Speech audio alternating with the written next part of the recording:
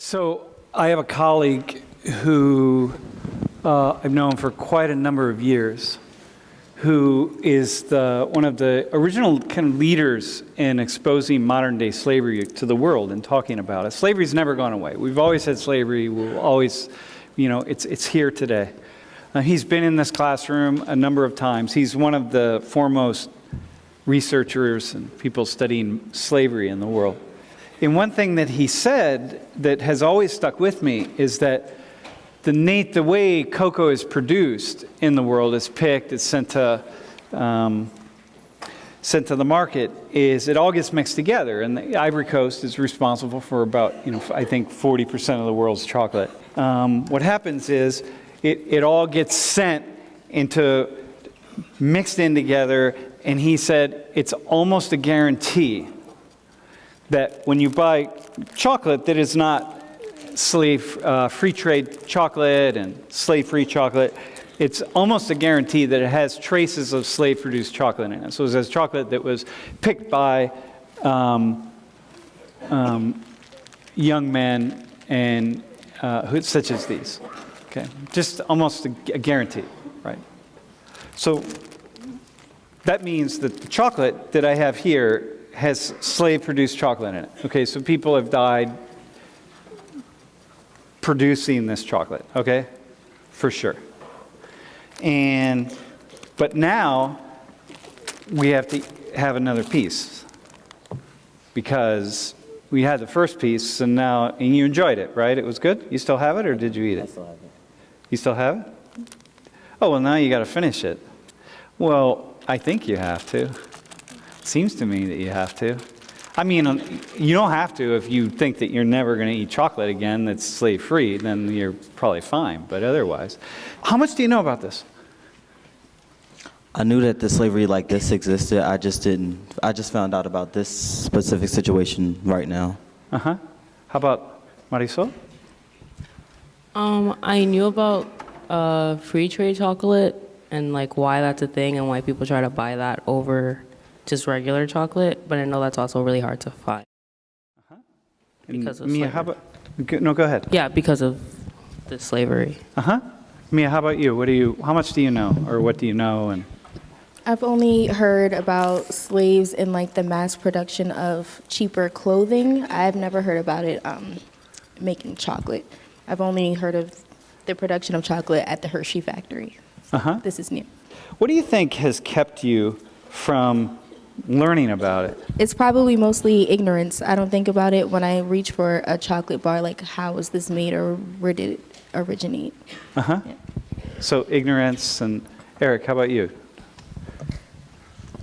I would definitely say ignorance plays a big part of it. Not from the willingness not to know, but I pay attention to what happens in the media all the time. I watch the news, especially when back home, like every single day. And I kind of a lot of people only talk about what they know. And when you don't see something, you don't feel the reason to go and look something up. And that's how a lot of people don't realize situations like this happen every single day. Uh-huh. Marisol, how about you? Same thing, or do you have something more to add?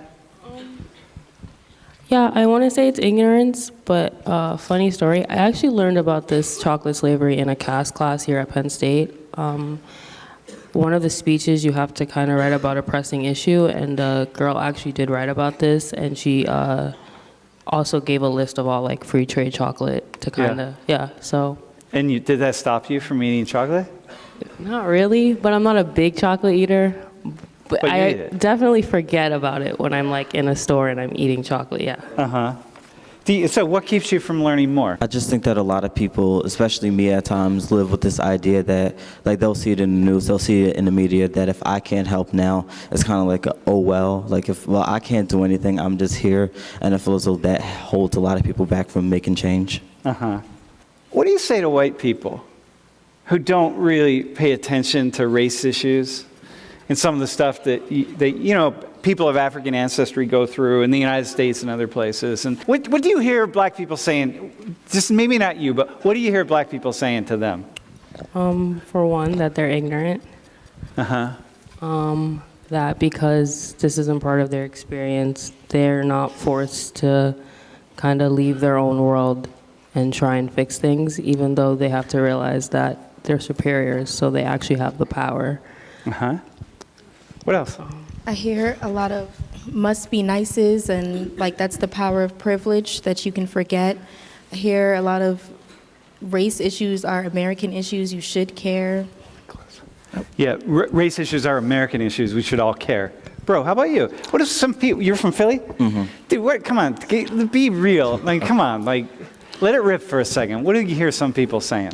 Well, I do hear a lot of people say that this doesn't affect me, but I feel as though no matter what race you are, no matter if it's racism and sexism, because we live in such an integrated nation, it affects everybody, no matter if you're going through it or not. Because if it's not you going through it, what is it that you're not doing that could change, or what is it that you are doing that could change the outlook that other people in oppressed groups, non-privileged groups have in America, and most importantly, throughout the entire world? Look, basically what I've done is I've taken the shoes off of white people who are saying, I'm really kind of, I don't know, it's just not my life, I'm busy. I've taken those off and I put them on you all right here, right? And it's what Fernando said earlier. It's like empathy, right? Like this class was about trying to put yourself in the shoe. I was trying to get you go into the shoes of another person to say like, wow, what would it be like if I was them, right? If this stuff happened to white people, how would me as a white person react? Probably very similar to the way black and brown people have reacted.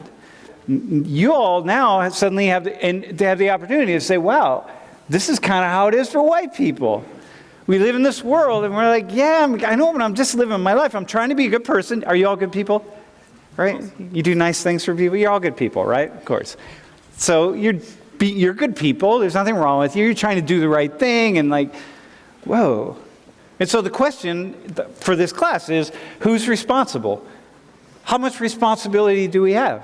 What happens in the world of races? Black and brown people are always not always, but often bringing to our attention the inequities. Like women are right now picking up and having these conversations and forcing all of us to have to think about these issues. So they bring it to the table. But in bringing it to the table, we can create a story, we do create a story, as though like, well, and just with race, black and brown people don't ever address these issues, and they don't think about this, and like they're just blaming white people. And what I see is that that's not the case. And so it's just like, oh yeah, I can just close my ears then, just screw you. You're just trying to blame me for these problems.